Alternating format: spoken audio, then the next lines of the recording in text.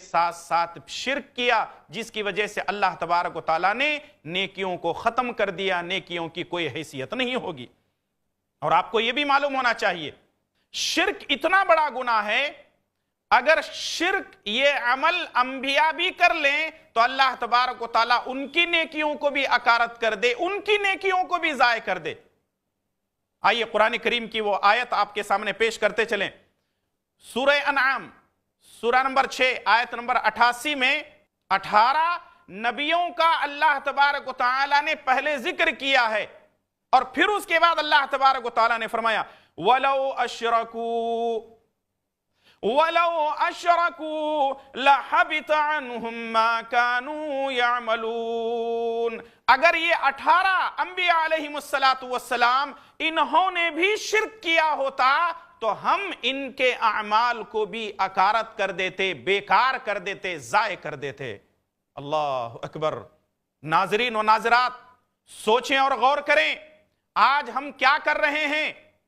जब ये शिर्क नबियों के अमाल को भी खत्म कर देता है तो हमारी नेकियां क्या हैं।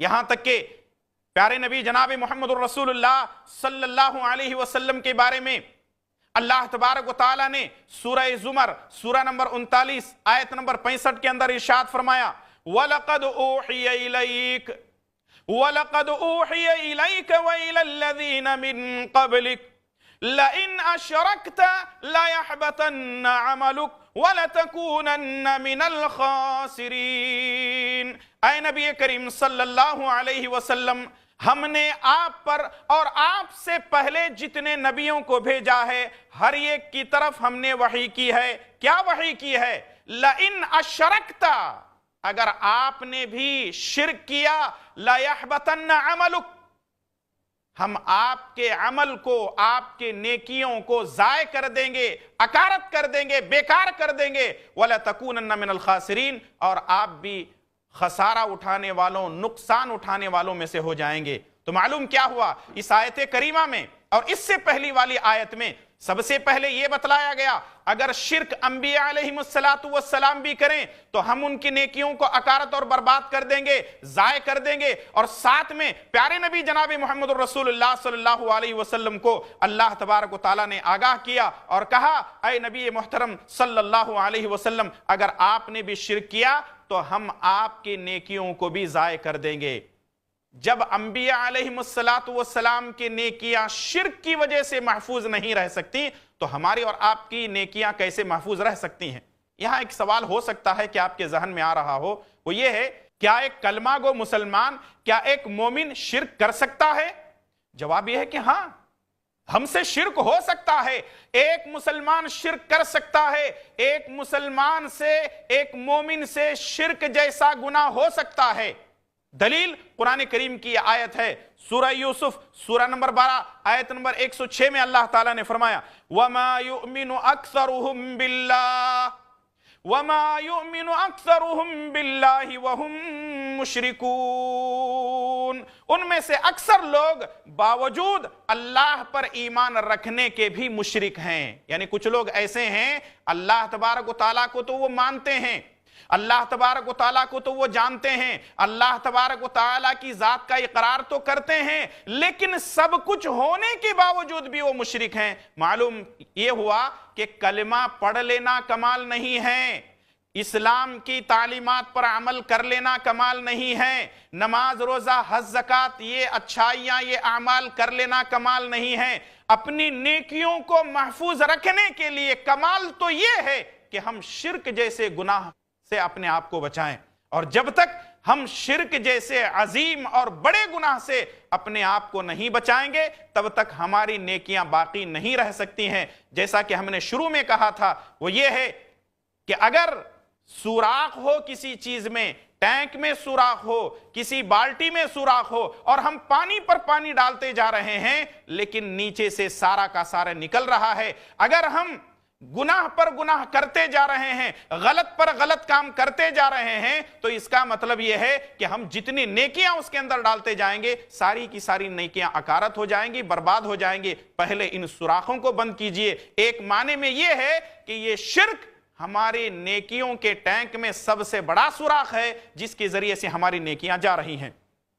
اتنا ہی نہیں بلکہ اللہ تبارک و تعالی نے مشرک کے حق میں مغفرت کی دعا کرنے سے پیارے نبی جناب محمد الرسول اللہ صلی اللہ علیہ وسلم کو منع کیا ہے۔ یعنی شرک اتنا بڑا گناہ ہے کہ اللہ تبارک و تعالی نے نبی کریم صلی اللہ علیہ وسلم کو آگاہ کیا کہ نبی کریم صلی اللہ علیہ وسلم آپ آئندہ مشرک کے حق میں مغفرت کی دعا مت کیجئے۔ آخر قرآن کریم کی آیت کس کے بارے میں نازل ہوئی؟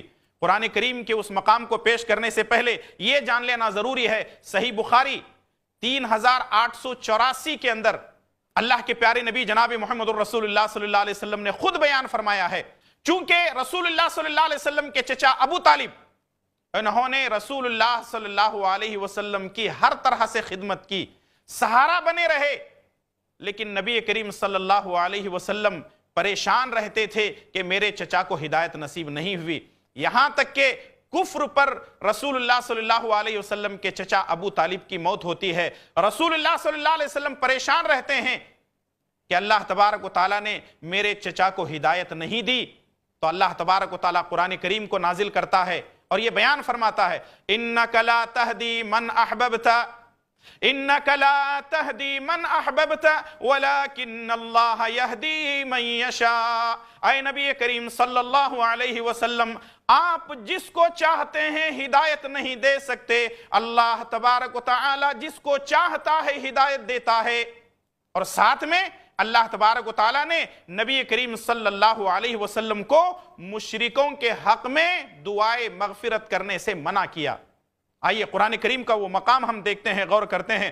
سورہ توبہ سورہ نمبر 9 آیت نمبر 113 میں اللہ تبارک و تعالی نے ارشاد فرمایا ما كان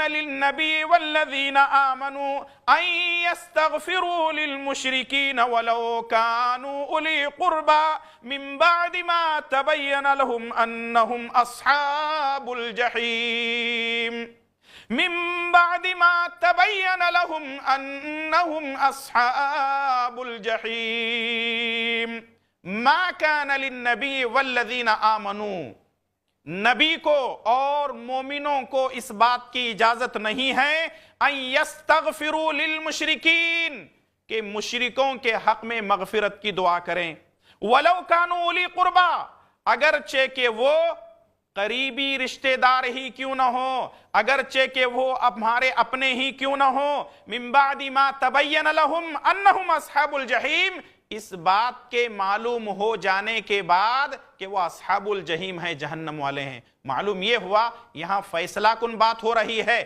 کہ جو بھی مشرک ہے اس کے لیے مغفرت کی دعا نہیں ہو سکتی اور مشرک جہنمی ہیں۔ معلوم کیا ہوا، اگر کوئی شخص زندگی بھر اچھے اعمال کرتا ہے، خوب نیکیاں بٹورتا ہے، لیکن شرک جیسا عظیم گناہ بھی اس کے پاس ہے، تو یہ نیکیوں کو برباد کرنے والے اعمال میں سے ہے۔ ہر مسلمان کے لیے ضروری ہے، ہر مسلمان مرد اور عورت کے لیے ضروری ہے کہ وہ شرک جیسے گناہ کو اپنے آپ سے بچانے کی کوشش کریں۔